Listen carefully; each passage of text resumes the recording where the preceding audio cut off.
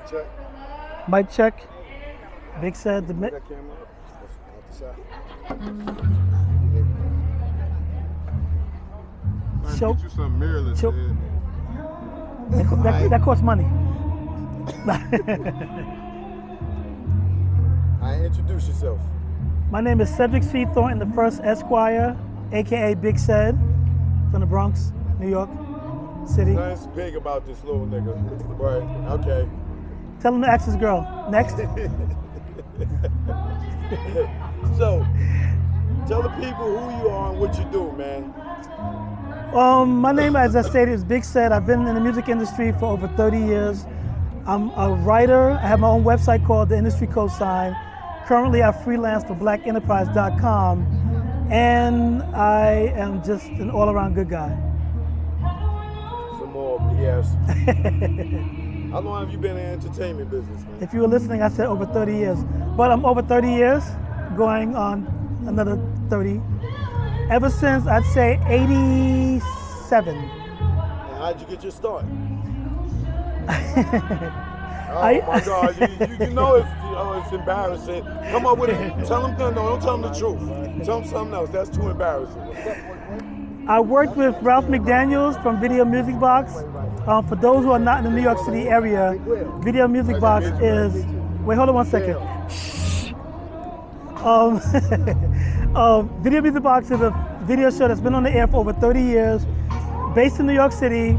Ralph McDaniels has done many videos, and I started with the show as a production assistant, and that's how I got my start in the music You used business. to run and get blunts for people. Hey, Okay. whatever works. I'm still here. And then what's next? What's next? What after that? Yes. Go ahead and get to it. That's what we want to hear. Go ahead. Shout out MC Light. I'm officially the first video hoe according to records. I used to be in videos starting with the MC Light video, Paper Thin, then Moni in the Middle, Moni Love, Dougie in the Fresh, Cut That Zero, and many other videos around that time. And that's where I first got my recognition from amongst the people in the music industry. So, Now, what made you start industry cosign? before I started the Industry Cosign, I actually was doing promotions, and I worked at Motown. I was doing parties. What came about was, everybody knows I've always been When you connected. said you was doing parties, explain to people what the hell that means. I was You don't promoting do parties, motherfucker. You go to parties. I was promoting parties. I was the reason why people came to parties. I was the one. I would be the one that would hire the Kid Capris, the Ron G's, and all of them to come to the parties.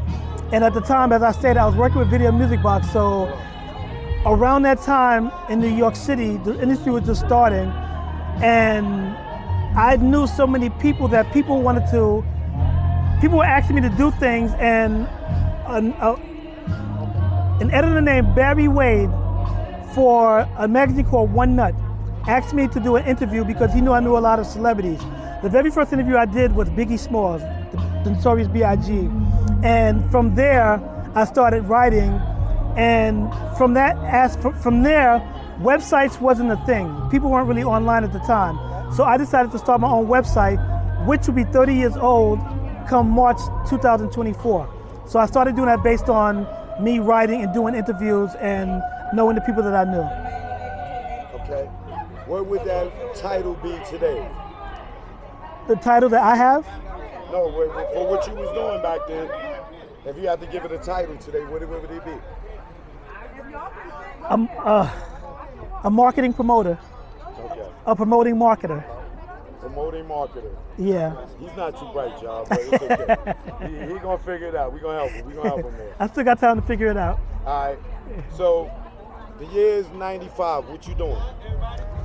Besides your girl? Hold up, 95. I think 95 I was, wow. I was doing celebrity basketball games around the country. I've actually done more celebrity basketball games than anybody in the world. That's You a fact. don't do celebrity basketball. Explain Promoted, to me what you mean. promoted, organized. I did everything but play. We know you wasn't playing, little nigga. You was the water boy. But come on. When you say doing basketball, you got to explain to these young people so they can know what job title to look up. I was a promoter slash consultant slash organizer slash just a man. I got sponsorships. I secure sponsorships. I secure celebrities. I secure the events. I actually coach in the game as well. Everything that encompassed the celebrity basketball games or anything that surrounded it, I was responsible for. So I guess I also managed the event and everything that surrounded the event. Year 2000 hit. What are you doing? Still your girl, but 2000. I can't remember what I was doing last year, let alone 2000.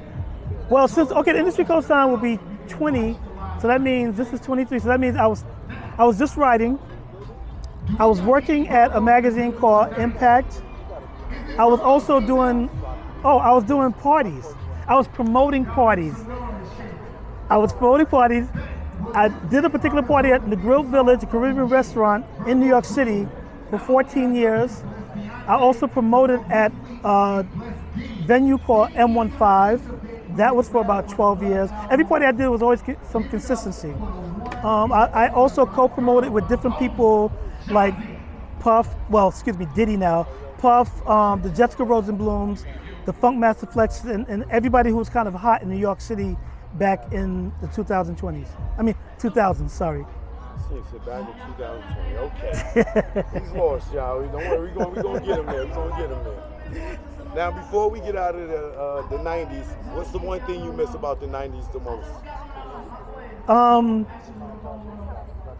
More realistic values. Like, I'm being honest as far as like integrity and things that the people that, even though there were snakes involved, and I'm talking about the music industry specifically, people that were involved in the music industry, most had integrity. A lot didn't, but most had integrity. But even if they didn't have integrity, when they did business, there was some integrity in the business in some cases. The way things have been going for the past 20 years, the integrity has been lost, and people don't have character. It's all about the money. There's nothing wrong with that, but the way people go about getting the money is what troubles, because now people are always trying to take the short way out, the easy way out, as opposed to doing things that can have them 20 years later still making money, which is the reason why a lot of people these days don't stay in the industry long, because they try for the easy way, can't control it, and next thing you know, somebody else is taking their place doing the same thing. So the integrity and the characterization of doing things correctly has been lost. All right, now at some point, I don't know if it's the 90s or the 2000s, you started doing this thing in the Grill Village restaurant down in the Village. We know why you chose the Village. That's a whole nother story. But talk about that event. I actually started the event. The name of the event was the 5 W's. The reason why I started doing the event was because the website, the Industry Cosign, I had a section called the 5 W's. The 5 W's is who, why, what, where, and when. The way I sectioned it on my site, I did executive and artist profiles.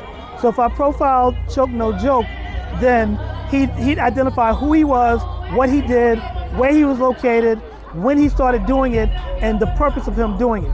So when I did that for people, we did a celebration or acknowledgement. So if I had 5 W's, whoever I featured that week or within that time would come down and do like a meet and greet / networking. The Industry Cosign was always a networking event at the Grill Village. But it got to a point where so many people wanted to be involved, I started doing celebrity video releases, single releases, album releases, meet and greets, anything that has to do, anything artist related. I've done screenings for films, celebrations of films, anything that has to do with getting the word out. People always came to me to do it. And the good thing is that since I knew a lot of people, I didn't even have to go through companies. Like, in fact, I'll give one footnote. Nas and AZ hadn't spoken for years. I did an AZ album release party. Nas came that was the first time Nas and AZ spoke, like over 6 years. So what people do, they come to my event knowing that other people are gonna be there. So that was the whole premise of the Grill Village parties, was for networking purposes as well as whatever the celebration was for whoever was doing what. Do you remember what AZ album that was? No, You remember what year that was? no. Tell me your 3 most memorable events down in the grill. I would say most memorable was I did a party for Uncle Luke. Now for the youngster that don't know Uncle Luke with his parties was always raunchy. Always had women dancing, shaking. Before you knew what twerking was, all his dancers and all his women, that's all they did. But they did it on stage in the raunchiest of ways. Now the Grill Village isn't a big restaurant and it's a downstairs venue. But Uncle Luke had his reputation. I specifically asked Uncle Luke to tame it because I didn't want the restaurant kicking me out because Luke's reputation was always set. So when we did the event, when we started the event, what happened was... Hold on a second. Sit down, bro. You blocking the sun for it. Huh? Blocking my We're doing sun. an interview. Oh, my fault. Go ahead. So I spoke to Uncle Luke. I asked him to please calm down. I actually asked him could he not do dancers because it was a family restaurant. He said, okay. He said, I'll bring the girls, but you don't have to worry about anything. I'm like, I'm not trying to lose the money that I'm making here. So we started the party. He did his usual Luke thing, had the dancers come down the stage. There was 3 of them. The place was literally crowded. He had them doing the thing that they did as far as gyrating and twerking and doing whatever. The owner was at the restaurant, and I just thought that he was gonna stop the party and end everything, but he actually enjoyed it. Nothing kicked off. The good thing about the Grill Village, I did the party for 14 years, never had any fights or anything. So the fact that at the end of the night, I made my money, everybody was happy, and nobody complained, that was my most memorable party there because I really thought that was gonna be my last night. All right, don't give me 2 more. Tell me your worst one. Worst one was probably, I did a party for, who was it? It was an actor, very popular at the time, that wrote a book. It'll come to me before I finish. But everyone knew that my parties were always packed. So we did a book release party for him. Like 8 people showed up. and he was on television at the time and was real popular, good looking guy. And the fact of the matter was like, nobody showed up. So that was maybe the worst. Because all my other, even my bad parties had 20 people. So that was like one of the worst parties I've ever thrown in my life. And I'll remember by the time this is over and I'll spread it out because I can't remember right now. But that was my worst party. What movie was they in, the actor? I can't remember who it was. So I'm like, he was on a sitcom too. He was on a drama show. Either BET or one of them black, shit. All right, cool. Darren Henson DeWitt. Darren DeWitt Henson. Okay. He's a He was choreographer. Yeah. Soul Food. Yes. Yeah. Yes. And I felt bad for him because we actually grew up together and he's actually a friend. So. That's my cousin. Word? Well, we'll talk about that when this is over. Yeah. I'm gonna have to cut this out. That sounds like, Yeah, but all right. So that's your phone ringing? Yeah, I'm just trying to put on. I was trying to put on. Okay. So today's hip hop, or not even hip hop, just the industry today on the business side. What do you like about it? What do you dislike about it? What I like about it is the people that's trying to do their own thing and become entrepreneurs based on knowing that other hip hop artists became entrepreneurs. And that sets a good tone because when we were coming up, even though we were originally the first set of entrepreneurs, people wasn't always focused on doing it. They were just focused on getting money without actually creating a business. So I do like the fact that so many people know that the Jay-Z's, the Nas's, and all of them made records, but they're making most of their money through businesses that they own now. So I like the fact that they're focusing on that. What was the second part you asked me? What don't you like? Oh, what I don't like is the fact that since everybody can do it, when we came up in hip hop, you had to literally spend money to get equipment, go into the studio, like everything you had to actually pay. Nowadays, you can actually cut a record in your house and have it on a streaming service, like literally within 20 minutes after recording it, which is good for creative sake, but the fact that one, too many people are doing it that aren't doing it. So I think it kind of messes up things where everyone feels that they can be an artist, where it cheapens the type of music that comes out, because if one artist is hot now, everyone's trying to do what this person is doing. We came up, we had Nice and Smooth, we had Jay-Z, we had Buckshot Short, we had people that every artist had different lanes. Nowadays, there may be 2 lanes and one is very slow. So that's the one thing I don't like, that everyone is doing the same thing that everyone else is doing based on the fact that they can do it at home. And the fact that they can do it themselves, they're not getting criticism or critique from anybody that can help them. So they're just putting out whatever they can, hoping it sticks, and it kind of fucks up the artistry that's being heard on radio nowadays. All right, now,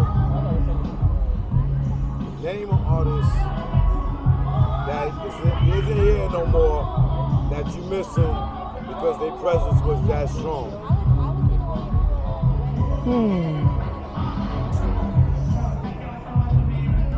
Heavy D.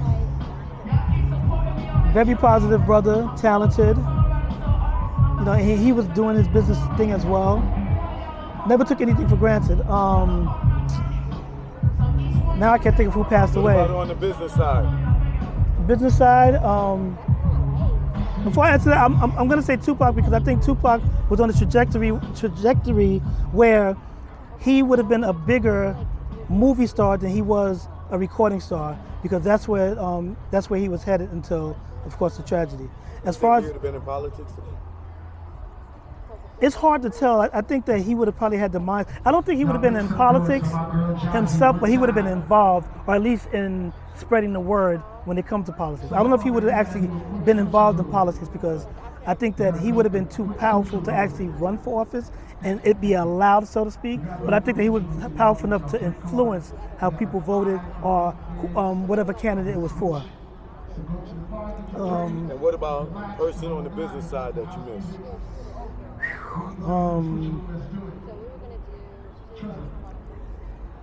Damn. I can't think. Business.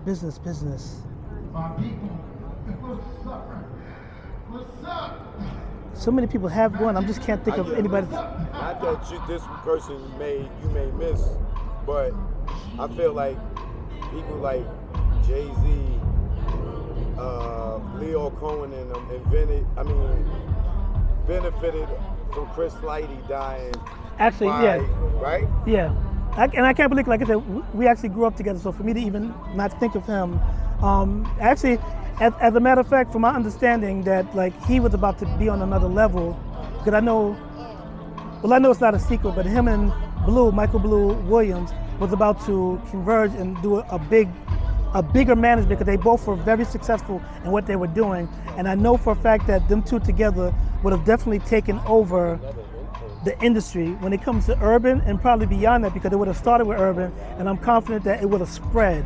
So I know that because of that, his death, and Blue is still doing his thing, not taking that away, but I know that the two of them together as a force would definitely have been something. And I think Mona wasn't doing the TV stuff yet, not to that level. So I think that those minds combined would have definitely taken off. And Chris, like I said, he literally used to live down the block from me. So even knowing how he came up, and the way he thought, the way he handled things, and the way he took care of his artists, from the outside looking in, because like I said, I wasn't an artist to know, but everything was positive around Chris, and I think he has some great ideas going forward. All right, well, I'm gonna wrap it up. Give people all your information. Tell them where to find you.